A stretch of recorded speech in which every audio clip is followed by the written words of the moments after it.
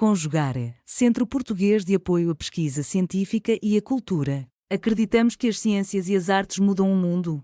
O conhecimento transforma, e isso nos motiva. 16ª Jornada Virtual Internacional em Pesquisa Científica, com o tema Educação, Cultura e Sociedade. Realização dias 21, 22 e 23 de abril de 2026. Olá, meu nome é Patrícia de Farias Vieira Cogos. Juntamente comigo na produção desse trabalho está Sara Mendes de Siqueira e a Maria de Fátima Ramos de Andrade. Sou aluna da Universidade Presbiteriana Mackenzie, faço parte do programa de mestrado em Educação, Arte e História da Cultura e consigo percorrer esse caminho acadêmico graças à bolsa concedida pelo CNPq.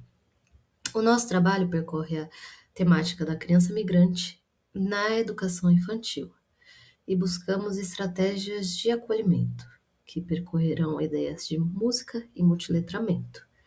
Mas para isso, precisamos entender o que se tem falado sobre o assunto, como estão os estudos correlatos sobre a temática. Antes de tudo, é preciso introduzir que os 2 primeiros decênios do século XXI ele é marcado por intensos fluxos de mobilidade, múltiplas rupturas. E o Brasil, ele se encontra como rota relevante para a chegada, para a recebida dessas pessoas. Pessoas essas que trazem crianças consigo. E essas crianças, elas fazem parte dessas trajetórias de desencontros e encontros. Chegando aqui no Brasil, elas precisam continuar suas vidas, elas precisam buscar uma escola, elas precisam se adaptar à nova realidade. E aí, como que isso acontece? Como que essas crianças chegam até a escola? O Brasil recebe essas crianças, garante a elas proteção de seus direitos, inclusive o acesso à educação. Nossa Constituição Federal respalda isso. E a Lei de Imigração traz ainda mais detalhes, dizendo que no inciso X, o direito à educação pública, ela deve acontecer. Ele deve acontecer sem qualquer discriminação por nacionalidade ou condição migratória.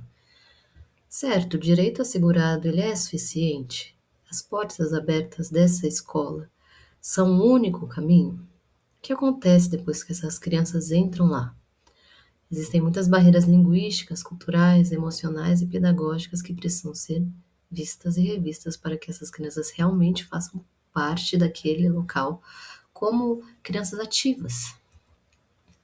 Para isso, decidimos fazer a intersecção de alguns temas: crianças migrantes, educação infantil, que é o nosso campo de estudo, e a música na perspectiva dos multiletramentos. Por que multiletramentos? Porque ele reconhece a diversidade dos sujeitos, a diversidade cultural do sujeito e a multiplicidade de linguagens que compõem os textos contemporâneos. E isso se encaixa muito bem com a nossa questão da criança migrante. E a gente enxerga a música como linguagem multissemiótica, ou seja, ela faz parte desse contexto dos multiletramentos, porque ela vai além da linguagem verbal escrita, ela está presente em diversas culturas, ela está associada à memória e à afetividade. A música ela é multissemiótica, então ela faz parte dos multiletramentos. Ok, para tanto, precisamos investigar. Será que esses nossos eixos, eles encontram algum respaldo? Será que já se tem falado sobre eles? E o primeiro local que pesquisamos foi a Biblioteca Digital de Teses e Dissertações. Quando colocamos todos os nossos escritores juntos, não obtivemos resultados. Então, decidimos que a nossa pesquisa deveria ter pelo menos 2 eixos que coincidissem.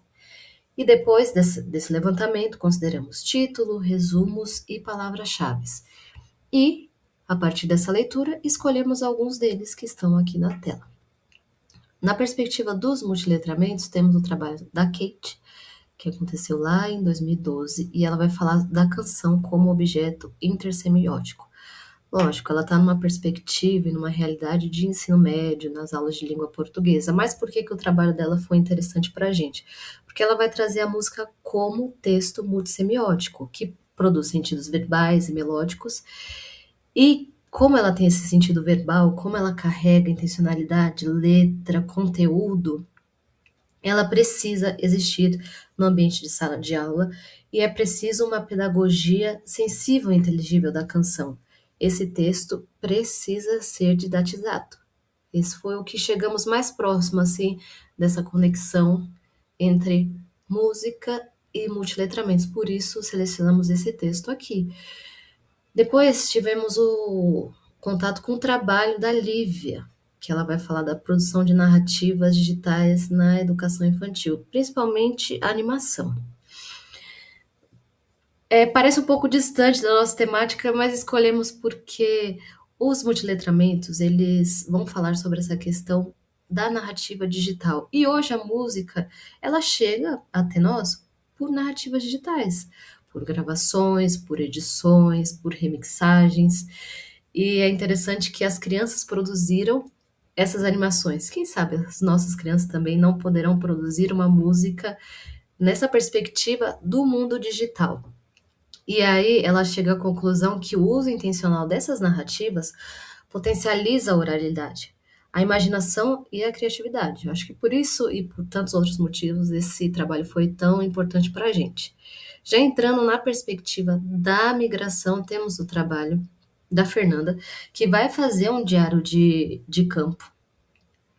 Ela vai fotografar, ela vai fazer um grupo de estudos docente, existe uma longa percorrida que ela faz, e ela chega à conclusão que, ok, a, a linguagem verbal, ela tem o seu lugar, e ela tem o seu lugar de destaque.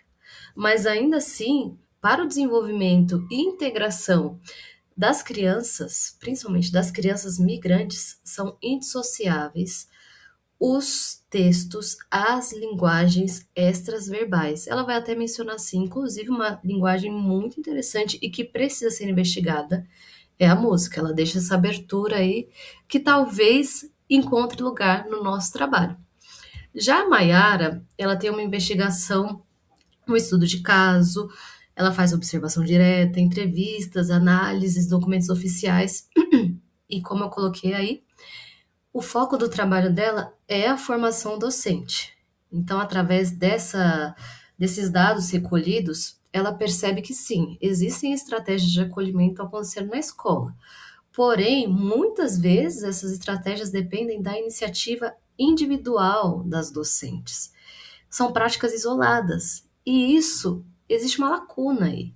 E ela considera que, na verdade, seria necessário uma estratégia coletiva consolidada na escola. Já a Railane também vai trazer sobre a formação docente, novamente esse foco da formação docente. Ela vai analisar as diretrizes documentais de São Paulo referente à formação docente. Ela vai perceber assim, existe teoria que respalda isso.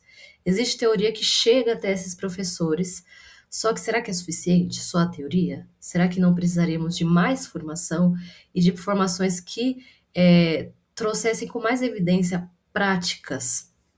Ou seja, existe subsídio teórico, porém ainda persiste uma lacuna significativa na prática. Percorrendo para o quesito da música, a Patrícia vai falar muito: será que a música é recurso utilitário? Ou será que ela realmente faz parte do currículo? Então, ela vai investigar as práticas de professores e vai perceber que, infelizmente, a música ela aparece mais como um recurso utilitário, principalmente no momento de transição entre atividades. Mas será que ela não deveria ocupar um lugar mais importante, mais intencional na sala de aula? E a Sandra faz um trabalho não diretamente relacionado à sala de aula, mas ela vai buscar conteúdos, resultados em relação à música como um alicerce para o desenvolvimento. Será que ela é tão importante assim para as práticas sociais, para o vínculo, para a expressão? E ela chega à conclusão que sim, a música tem o seu lugar e ela é muito importante para tudo isso. Partindo então para o novo levantamento que nós fizemos, dessa vez no portal de periódico da CAPES, que vai trazer artigos acadêmicos. O primeiro deles é o trabalho da Soraya. Ela faz um recorte de uma pesquisa de mestrado sobre atividades voltadas à educação infantil, atividades multiletradas, e ela chega à conclusão que o ensino de gêneros orais, apesar de muito desafiador, ele é muito importante, principalmente nessa fase que a codificação e decodificação não ainda está em fase de desenvolvimento. Então, os gêneros orais têm o seu lugar, têm a sua importância, têm a sua dificuldade também, mas eles devem ser trabalhados na sala de aula, principalmente na perspectiva dos multiletramentos. Já o trabalho de Souza, ele vai dizer que os multiletramentos eles antecedem a educação formal. E como que ela percebe isso? Através de um relato de experiência. E ela vai chegar à conclusão que práticas multiletradas dão voz às crianças que estão ali na educação infantil. Isso é muito importante, porque a gente tem buscado isso, como dar voz a essas crianças.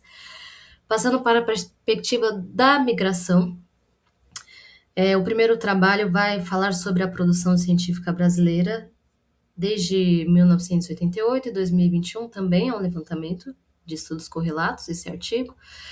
E a conclusão é que existe um aumento expressivo entre 2018 e 2021 e não é coincidência, porque esse período ele é marcado pelas discussões acerca da ausência de políticas públicas voltadas à primeira infância migrante. Por isso que se fala tanto sobre esse tema nesse período. O segundo trabalho ali colocado é o da Kátia, ela vai falar sobre a garantia dos direitos de crianças em situação de mobilidade. E como que ela vai falar sobre essa garantia? Como garantir esses direitos? Se faz necessário falar sobre as teorias sociais da infância, para que haja uma interconexão entre a garantia dos direitos. Falamos da importância da infância e, com isso, podemos falar sobre a garantia dos direitos das crianças em situação de mobilidade. Bom, o trabalho da Lopes vai falar sobre a urgência de políticas de acolhimento. Ela faz um trabalho belíssimo com sensibilização através de literatura temática. E ela chega à conclusão de que o acolhimento não deve ser uma prática pontual, mas precisa ser uma política institucional estruturada. Partindo para a temática da música, o Adilson vai buscar as recorrências da literatura, ele vai analisar 13 produções científicas e vai perceber que alguns temas ali naquele ano que ele está recorrentes são práticas, interações, a musicalização infantil, a influência da música no meio social e os processos de apropriação musical pela criança.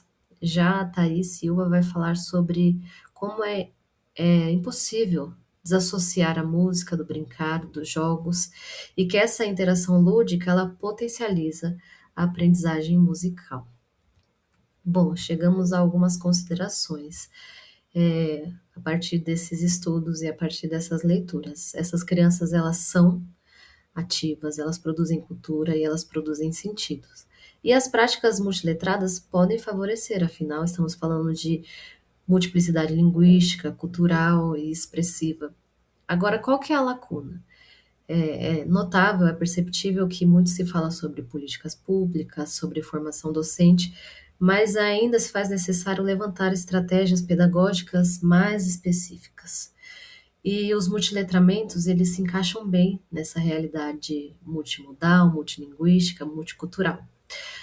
Porém, ainda se faz necessário associar mais a linguagem musical. Ela precisa aparecer como linguagem constitutiva e multimodal. Ela precisa ser vista, ouvida, criada, lida e sentida. Então, a nossa intenção, a partir desses estudos, é integrar de modo mais intencional a música, as múltiplas linguagens e a possibilidade dela ser uma prática de acolhimento. É preciso deixar claro que aqui não se esgota a produção existente sobre o tema e espera-se que esse estudo fortaleça a reflexão e práticas educativas que reconheçam as crianças migrantes como sujeitos ativos, produtores de conhecimento, de cultura e de sentidos. E é isso. Muito, muito obrigada pela atenção e o debate continua. Realização, Conjugare, Centro Português de Apoio à Pesquisa Científica e à Cultura. Apoio, Editora Cravo. Inscreva-se no canal, comente, curta e compartilhe. Obrigado por assistir.